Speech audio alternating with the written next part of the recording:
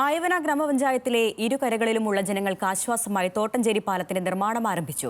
2018 പ്രളയത്തിൽ നിലവിലുണ്ടായിരുന്ന പാലം തകർന്നതോടെ വൻ ദുരിതമാണ് നാട്ടുകാർ നേരിട്ടുകൊണ്ടിരുന്നത്. 2018 മഹാപ്രളയത്തിൽ തോട്ടഞ്ചേരി തൂക്കുപാലം തകർന്നതിനു ശേഷം വലിയ ദുരിതമാണ് തോട്ടംചേരിയിലെയും കടുംപിടിയിലെയും ജനങ്ങൾ അനുഭവിച്ചിരുന്നത്. അത്യാവശ്യ കാര്യങ്ങൾക്ക് വരെ കിലോമീറ്ററുകൾ ചുറ്റി സഞ്ചരിക്കേണ്ട സാഹചര്യമാണ് ജനങ്ങൾക്കുണ്ടായിരുന്നത്. ഇരുകരകളിലുമുള്ള ആയിരക്കണക്കിന് കുടുംബങ്ങൾക്ക് പുതിയ പാലം വരുന്നതോടെ വലിയ ആശ്വാസമാണ് ഉണ്ടാകുന്നത്.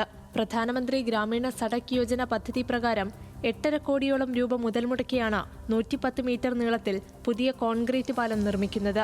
ഇതോടനുബന്ധിച്ചുള്ള അപ്രോച്ച് റോഡും നിർമ്മിക്കും. കേന്ദ്ര സർക്കാരിന്റെയും സംസ്ഥാന സർക്കാരിന്റെയും പണം ഉപയോഗിച്ചാണ് പാലം നിർമ്മിക്കുക. സന്തോഷം, അധികമായ സന്തോഷം. പാലം എപ്പോഴും നേരത്തെ പണി തീരണം എന്നാണ്. വളരെ നാളത്തെ കാത്തിരിപ്പിന് ശേഷമാണ് ഇങ്ങനെ ഒരു പാലം യാഥാർത്ഥ്യമാവുന്നത്.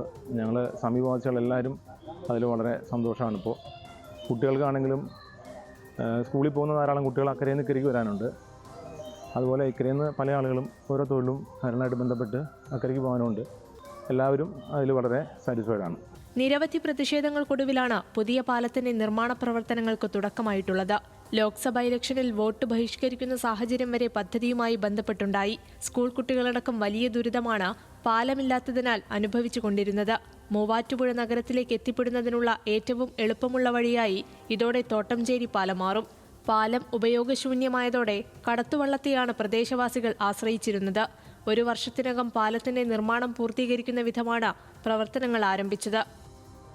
കഴിഞ്ഞ കുറേ നാളുകളായി 2018 പ്രളയമുണ്ടായി തൂക്കുപാലം നശിക്കപ്പെട്ടു പോയ ആ കാലഘട്ടം മുതൽ തോട്ടഞ്ചേരിയിൽ പുതിയ പാലം ഉണ്ടാകണമെന്ന് നാട്ടുകാരെല്ലാവരും ആവശ്യപ്പെട്ടതാണ്. കക്ഷി രാഷ്ട്രീയത്തിന് അതീതമായി അതിന് പല ശ്രമങ്ങളും ഉണ്ടായി.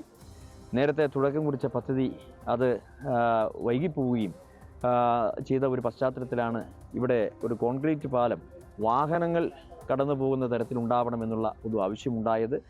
MP ആയി തിരഞ്ഞെടുക്കപ്പെട്ട 2019 കാലഘട്ടത്തിൽ തന്നെ ഈ ആവശ്യം ശ്രദ്ധയിൽപ്പെടുകയും PMGSY പദ്ധതി ഫേസ് 3യിൽ ഇത് ഉൾക്കൊള്ളിക്കാനും കഴിഞ്ഞു എന്നുള്ളതാണ് നമുക്ക് ആകെ അല്ലെങ്കിൽ ഈ കാര്യത്തിലുണ്ടായ ഏറ്റവും വലിയ ഒരു നേട്ടം.